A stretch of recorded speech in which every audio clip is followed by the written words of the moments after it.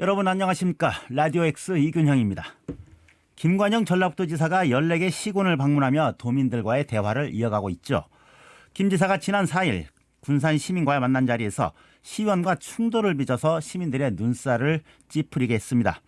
매년 반복되는 행사인데 왜 이런 일이 발생했는지 도청 출입하고 있는 송승민 기자와 함께 알아보겠습니다. 송 기자 어서 오십시오. 안녕하십니까. 자, 김 지사 고향이지 않습니까? 군산이.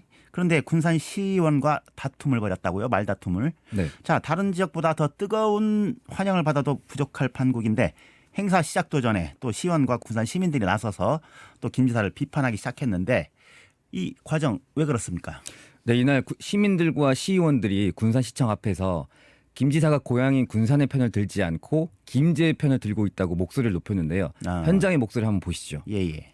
여러분, 새만금 신앙이 누구의 바다입니까? 군산의 바다. 그런데 거기에 전라북도와 도지사가 우리 군산 편을 들지 않고 지금 새만금 신앙에 대한 자문위원단의 의견을 공개하지 않고 있습니다.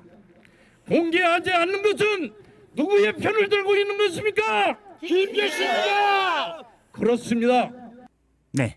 그러니까 이 상황이 지금 이제 도민과의 대화 시작 전에 이런 이제 기자회견이 있었다는 얘기고요. 네, 맞습니다. 처음부터 이렇게 이제 왜 우리 지역 편을 들지 않느냐. 이런 상당히 그 감정이 섞인 발언들이 오갔고.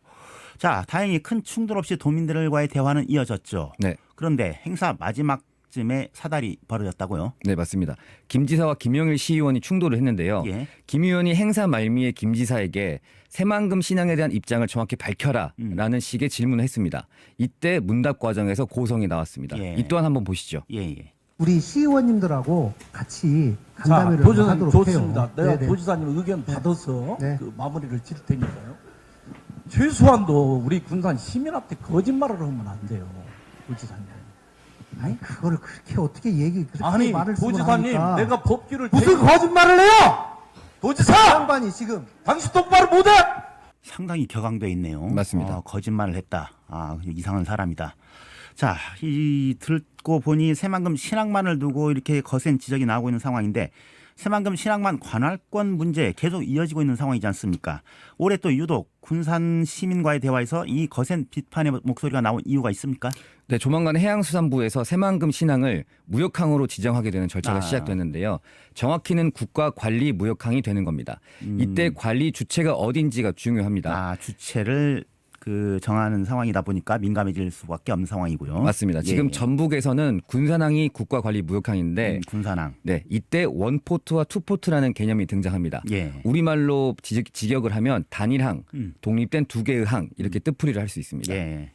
자, 군산항과 새만금 신항 두 개의 항인데 관리 주체를 이제 기준으로 나눈다는 얘기죠. 네, 맞습니다. 예. 기존 국가관리무역항인 군산항이 새만금 신항을 운영하면 원포트, 즉 하나. 단일항이 되는 거고요.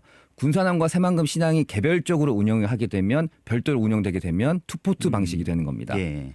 자, 그렇다면 군산과 김제가 싸우는 이유 명확하네요. 지금 군산항을 보유한 군산시는 당연히 원포트를 주장할 거고요. 네. 또 새만금 신항을 앞에 둔 김제시는 바닷길을 열기 위해서 이 투포트를 고집을 하겠죠. 정확합니다. 예. 군산항이 전국 국가 지적 무역항 중 물동량이 1.4%에 그치고 있기 때문에 미미하네요. 네, 새만금 신항과 경쟁을 하게 되면 양쪽 모두의 경쟁력이 약화될 수밖에 없다고 주장하고 있습니다. 더 떨어질 수밖에 없다 경쟁력이. 네. 자, 군산항은 강의 하류에 퇴적되는 흙으로 인해서 수심 확보도 어렵지 않습니까?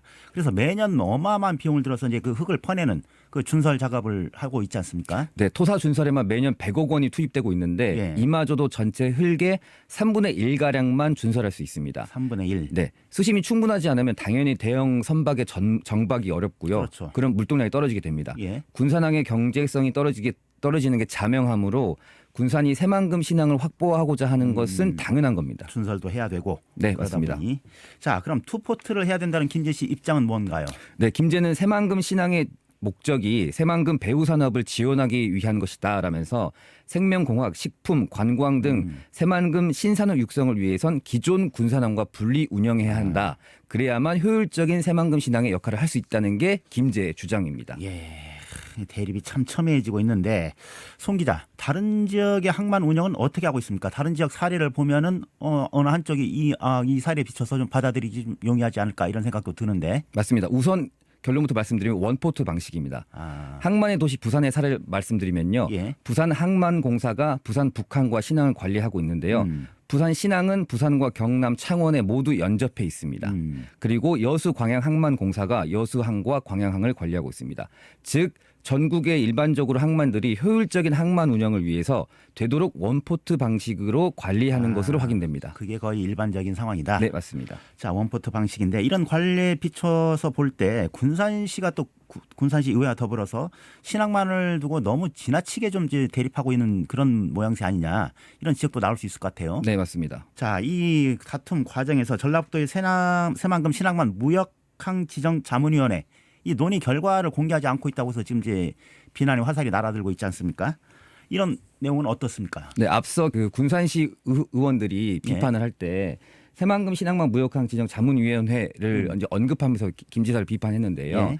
이게 뭐냐면 신항만을 국가관리 무역항으로 지정되려면 이 결과가 필요합니다. 그 해수부에서 지난해 전북도에게 지역 간 갈등이 심하니 새만금 신항에 대한 전북도의 입장을 달라고 요구했습니다. 전라북도 입장을 이제 그 자문위원회를 통해서 달라. 네, 그래서 예. 전북도가 만든 게 무역항 지정 자문위원인데 자문위 논의 결과 그 원포트 투포나 여부를 전북도가 해수부에 공식 전달하지 않았습니다. 예. 결과가 나왔음에도 불구하고 전북도가 전달하지 않은 겁니다. 예. 그러니까 이 전달하지 않으니 군산 입장에선 김 지사가 군산이 아닌 김제의 편을 들고 있다라는 말이 나오는 겁니다. 편을 들고 있는지 안 들고 있는지는 모르겠지만 왜 네. 발표를 하지 않느냐? 네, 맞습니다. 라는 거고요. 네.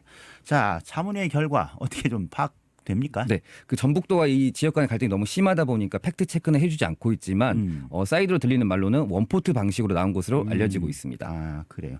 그래서 이제 김제 쪽에서는 좀 답답해할 만한 결과고 이런 결과를 또 선뜻 내놓자니 김제 씨 눈치도 좀 보이고 네, 맞습니다. 전라북도 입장이 아마 그런 모양인데. 네. 자, 그런데 이제 전북도는 이제 군산과 김제 주장이 상반된 상황에서 특정 지역을 편드는 내용으로 의견을 전달했을 때 새만금 신항의 그 무역항 지정에 악영향을 끼칠 것 이것을 우려하고 있지 않습니까? 네. 그래서 전북도가 그 공식적으로 전달하지 않았지만은 비공식적으로 해수부한테 전달했다고는 합니다. 네. 비공식적으로 이런 상황이다. 네, 맞습니다. 공식 문건으로 전달된 건 아니고. 네.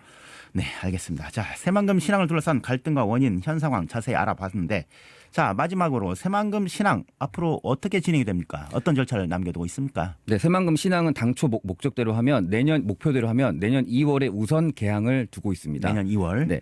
해수부가 중앙항만정책심의회를 만들어서 새만금 신항을 어떻게 관리할 것인지 운영할 것인지를 결정하게 되는데 예. 이때 전북도가 앞서 결론을 지었던 의견도 공식 전달될 것으로 보이고요. 예. 지금 해수부는 TF팀을 꾸려서 심의회 구성에 들어갔습니다. 다만 새만금 신항이 국가관리 무역항의 역할을 하기 위해선 항만법 시행령이 개정이 돼야 하는데요. 통상 시행령 개정은 개항 1년 전에 이루어집니다. 1년 전에. 네. 자, 그러면 내년이 개항 목표라고 하면은 이미 늦은 거 아닙니까? 맞습니다. 시행령을 개정하는 시간은 물론 뭐 인력 채용, 시스템 구축, 국제 항만 등록 등 기초가 필요한데 이 때문에 개항이 늦어질 것이라는 예상이 나오고 있습니다. 인력도 있어야 되고 시스템도 구축돼야 되고 이런 제반 여건이 형성이 돼야 되는데 네. 이 과정에서 1년 정도 소요되는데 결국에는 늦어질 수밖에 없지 않느냐. 네. 자, 이처럼 이제 해수부가 신항만 정책 결정을 늦추는 이유 뭡니까? 그 해수부가 지역 간 갈등에 휘말리는 게 그 해수부 입장에서도 해수부도. 부담스럽기 때문에요. 이게 그렇기 때문에 결정을 좀 미루고 있는 건 아니냐는 게 지역사회 중론이고요. 예. 이런 신항만에 관련된 이 어떤 정책 결정을 할 때마다 지역 간 갈등이 빈번했던 것은 사실입니다. 예. 네. 그런 상황. 예. 그런데 해수부와 전라북도의 그 미온적 태도는 물론이고 지역 간 갈등이 오히려 전라북도의 발전을 좀 저해하고 있지 않나 이런 느낌을 좀 지울 수가 없네요. 네. 예. 알겠습니다. 송 기자 고생하셨습니다. 감사합니다. 네. 모쪼록 지역 간 갈등의 골이 더 이상 깊어지지 않고 서로 조금씩 양보하며 상생할 수 있는 솔로몬의 지혜와 같은 그런 신의 한 수를 바라는 것은 무리일까요?